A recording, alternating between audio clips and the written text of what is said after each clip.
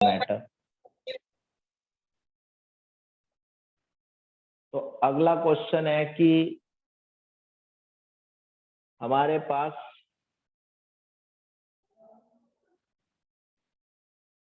y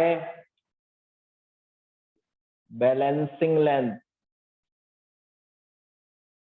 is prefer at 30 to 70 centimeter length, that is midpoint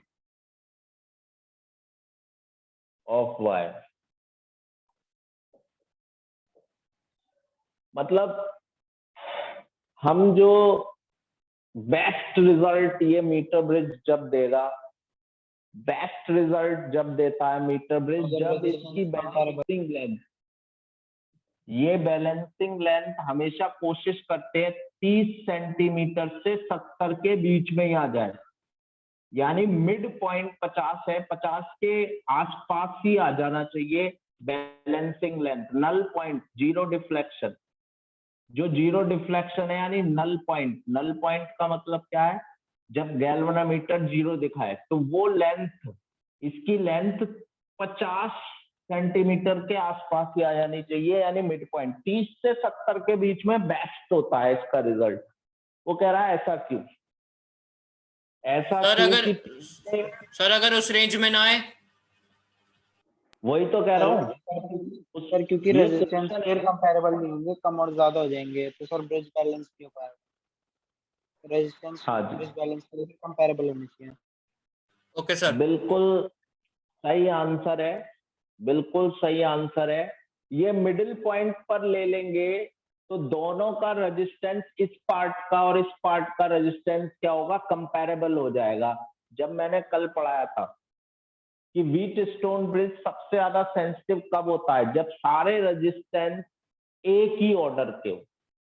तो अगर लगभग ये 50 पे आ जाएगा तो जितना रेजिस्टेंस इस पार्ट का होगा लगभग उतना ही रेशियो इसका होगा। तो टू हैव हाईएस्ट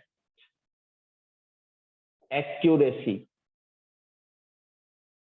और sensitivity of metre bridge, metre bridge की हाईएस्ट सेंसिटिविटी, या कहेंगे मीटर ब्रिज की रीडिंग हाईएस्ट सेंसिटिव होगा, सबसे अच्छी रीडिंग देगा ये मीटर ब्रिज। इसकी एक्यूरेसी बहुत ज्यादा होगी या सेंसिटिविटी बहुत ज्यादा होगी इसकी। सर एक बार दोबारा बता दीजिए वाले क्वेश्चन। हाँ, वो कह रहा है कि बैलेंसिंग लेंथ मतलब गैल्वेनोमीटर जीरो दिखाए, वो लेंथ 30 और 70 के बीच में क्यों हो, मतलब मिडिल पॉइंट के आसपास ही क्यों आनी चाहिए, 30 और 70 के बीच में ही आए, यानी 50 सेंटीमीटर के थोड़ा पहले या बाद में, बिल्कुल मिडिल के आसपास ही क्यों आए, क्योंकि ये अगर मिडिल के आसपास आएगी तो वायर आधा आधा बढ़ जाएगा। तो इसकी जो S/P/Q रेशियो है वो 1:1 रहेगा लगभग। तो जो इनका रेशियो है वो सेम रहेगा, तो इसकी सेंसिटिविटी यानी कि इसकी एक्यूरेसी 100% होगी। वरना इस किनारे पे आ गया तो इतनी लेंथ नापना बड़ा मुश्किल है, और इस किनारे पे आ गया तो इतनी लेंथ मेजर करना वो भी एक्यूरेट नहीं आएगी, क्योंकि लेंथ भी तो देखनी है। अगर लेंथ बिल्कुल शुरू में आ गई तो इतनी लेंथ नापना भी पूरा एक्यूरेसी से मुश्किल है, और यहाँ आ गई इस किनारे पे तो भी वही प्रॉब्लम आएगी। तो बीचों बीच आनी चाहिए 30 से 50 के बीच में। तो इसकी सेंसिटिविटी, सर जब हमारे पास स्केल है तो नापने में प्रॉब्लम क्या होगी? हाँ बेटे, अगर आपने इससे नापा 1 लेंथ नापी, ये तो हो गई 5 सेंटीमीटर, और ये हो गई 95, तो रेशियो क्या आ गया P/Q, 5:95। और अगर बीच में नापा तो ये P/Q कितना आया, 30 ये 50:50 आ गया। तो ये रेशियो accuracy 1:1 बढ़ेगी। आया, ये रेशियो 5:95 आया, तो बहुत ज्यादा डिसबैलेंस हो जाएगी ये, दोनों का रेशियो बहुत ज्यादा बिगड़ जाएगा।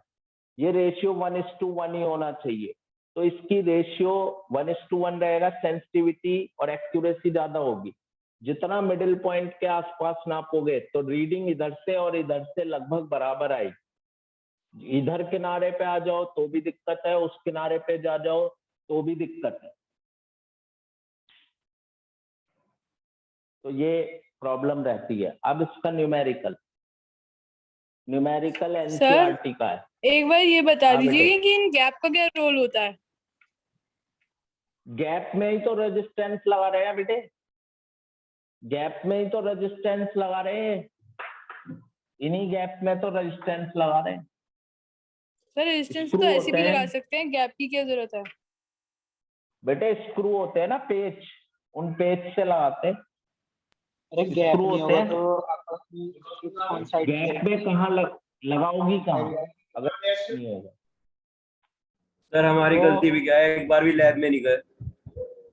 हाँ तो वो तो कभी जाओगे नहीं, इस साल भी मुझे नहीं हम तो वैसे लगता। सर एक बार एनसीईआरटी एनसीईआरटी क्वेश्चन है, पहले तो यही दे रखे हैं, ये आर है, ये एस है, तो बैलेंसिंग लेंथ दे रखी है उन्होंने, देखो एनसीईआरटी में कितनी है। ये इसका सर एग्जाम्पल स्क्रीन है ब्लर हो रही है सॉल्व। आपकी बहुत ज्यादा। अच्छा अच्छा अच्छा,